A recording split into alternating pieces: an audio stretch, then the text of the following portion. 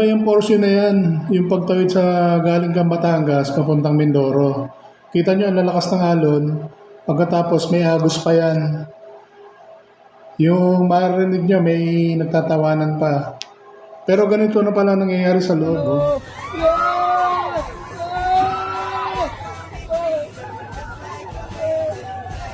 Tapos